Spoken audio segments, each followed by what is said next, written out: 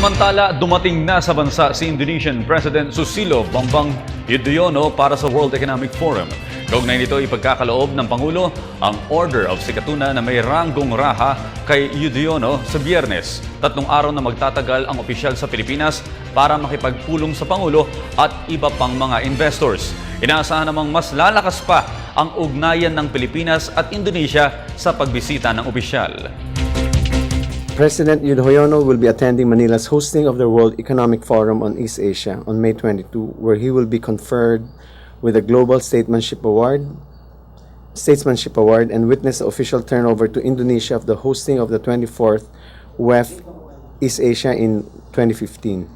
On May 23, President Yudhoyono will meet with President Aquino to discuss matters of mutual concern, including political, defense, border, maritime, economic, and socio-cultural cooperation. President Yudhoyono will also be confirmed with the Order of Sikatuna with the rank of Raha during the state dinner to be hosted in his honor.